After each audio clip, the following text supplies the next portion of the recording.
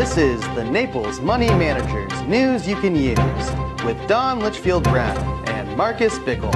Welcome to the Naples Money Managers News You Can Use today. I'm Don Litchfield Brown, and this is Marcus Bickle. Yeah, I guess you know us by now. We're going to mix it up a little bit. We might have some strangers up here. We should. You know, just talking it up. Maybe we'll have Abraham. He's standing back there. We'll introduce someone new. Yeah, that's a good idea. So speaking of introducing something new, let's see here. They're talking, you know, they're always saying this is the new normal. Oh, yeah. I'm so sick of the new normal. And that really was that probably became the new normal in 2020. You know, everybody talking about the new normal, you know, the working from home, remote work, things like that. Do you know how many new normals we have out there?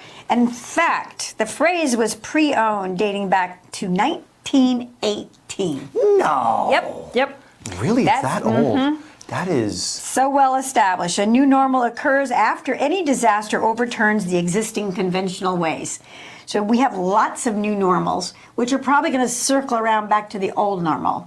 Well, yes. No, you absolutely see that. I just made that up, by the way. Well, people don't change. No, they don't. But in 2008, you know, they said the unemployment rate in the United States was 5%. In 2008. 15 months later, it was 8.7%. If everybody remembers, that's when the market, they give a different number here. They said it dropped, and maybe I'm doing intraday, but they said it dropped to 7,062 from 13,264. That's a humongous drop that we saw. When you think about 7,000 versus, what are we today? 38. You know, the Dow's dropped a little bit, but we saw 40, as everyone knows. So saw 40 come and go, which was okay with me too. But anyway, and then there's lots of little prophecies, and I'm not sure how many things we want to talk about. I've got why annuity sales are booming. We can talk about that. We can talk about I didn't know annuity sales were booming. Oh my word! People love them. Now, is that because of the press hates them? Clients love them. Because of an aging segment of the population? Mostly it's because annuities tell you exactly what you want to hear. Okay. Oh, that's fair. If you can do that, that's a great business to be in. So what are you afraid of? You're afraid of volatility. Sure, right? Everyone is. So you can get a fixed one if you don't like volatility. You're afraid that you might not have enough income going into your retirement years. You can secure that. And in fact, a good annuity is one of the best retirement planning tools you can use. One of the best. So you can either get an annuity and say defer the income, put in $100,000, wait till you're 65, 75, then take income so it can grow. Kind of like your Social Security. It's true. You put it in, right? And I mean, then, if I get Social Security. Oh, come on. You will get some fashion of Social Security. They can just print more money and give it to you. It's true. You know? They told me when I was very young that I wouldn't get it. So Well, they told all of us that too. You know, we thought a baby boom, well, never see Never Social see Security. it. Never happen. Anyway, so it's kind of like that. You put money in, you defer it, and when you reach a certain age, you start taking guaranteed money out for the rest of your life. The only difference, real difference is, unless you annuitize, keep this in mind, if you annuitize, it's just like Social Security, because when you die, what happens to your Social Security? It stops, basically. It stops, right? It goes away. All that money you paid in just goes away, or your spouse loses hers or something, right?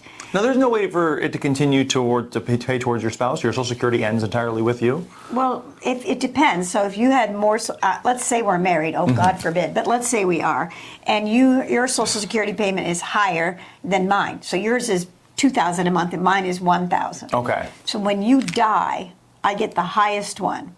So you'd get my $2,000, but not the full $3,000. But I would lose mine. So you still take a pay cut, essentially. You take a hit, and that's part of planning. You take a hit. So with an annuity, unless you annuitize it, you can, in fact, have that money continue on, and if you pass, the principal left will go to your heirs, your spouse, or whomever. So annuities and now they allow them in 401ks, which they didn't before. But they're not all created equal, right? Like there's a wide range. Gosh, annuities are like stocks. There's a bazillion different types. The thing that's very important about an annuity is it's made by contract. All contracts are different. And who the heck reads the fine print of all the contracts? Nobody. Almost nobody. She was looking at me. No, he knows that I'm pretty good at that. She but, is. You know, even then, there's Absolutely. a level of trust that you have with the person you're talking to. Yeah, but you don't expect these companies to try to steal your money or to give you a bad deal, even though 9 times out of 10 they do seem to. So annuity sales reached $385 billion, marking the second straight year of record highs. That's a significant sum of money. Yeah, so it's the fact that they may be fixed, they may be what's called a RILA. I love the way they come up with these crazy names. A registered index-linked annuity, where you give up some on the top, but you don't go as far on the bottom. See, that's attractive, right? That is interesting. I hadn't heard that one before. Guaranteed lifetime income, that's attractive.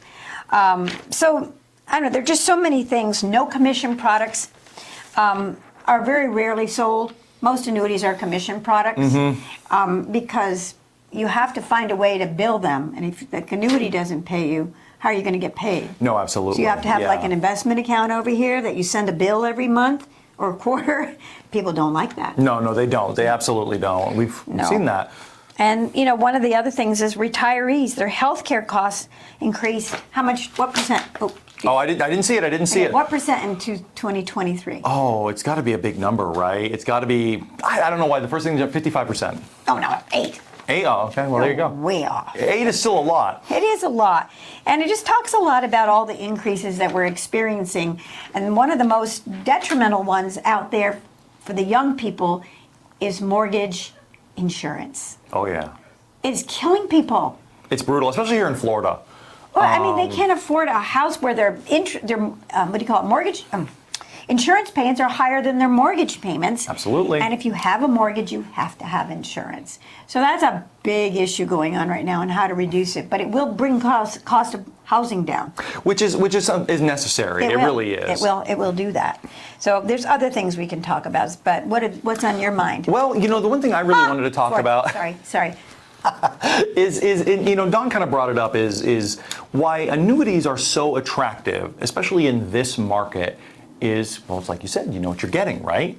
You think. Well, you think, but in the good one, say in the perfect scenario, you're getting what you pay for, and that is stability. That is, that's peace of mind. Peace of mind. That 7% step up. Because honestly, folks, another thing we talked about is, the market just broke 40,000. Yeah. It's very high. Now, I'm not a doomsayer. I think there's a lot of good fundamentals behind why that market is high. And there's another thing I think about a lot that Dawn taught me, is that these markets will outlast you. Oh, yeah. You may think, and gosh, I think about it every day. When is that other shoe going to drop? What's going to be the thing that makes the market drop 30%? Because we've seen those, folks. I mean, I've only been doing this 10 years. Well, it's a long time. But it's interesting when it comes to psychology of how and why people invest. It's more difficult to get people to put money in the market when it's dropping than it is to get them to put money in the market when it's going up. And it's really interesting. When the market was down there at that 7,000 point, it's really hard for us to get people to put money in. So in that case, we have one or two annuities that we like because of their complete flexibility as far as their investments, as far as the fees, what kind of guarantees you want, how you get in and out. And we recommended, we don't sell them here, but we recommended them. And it's part of planning. Because they needed growth to make up for the 2008 mess, right? They needed to grow back. So we put 25% of their portfolio into an annuity. And by the end of the year, it had gone up 55%. But without that kind of certainty, you would never have gotten someone to put that kind of money into the teeth of a down market. Right. They only went in there because of the guarantee. 100%. That's it. So it does have a purpose, a place, and a time. And Don is absolutely right. As a portfolio manager and the person primarily executing things here, it's very difficult to buy into a down market. Despite the fact that that's exactly when you should be doing it. If you're a stock that you like, say you're a big fan of Google.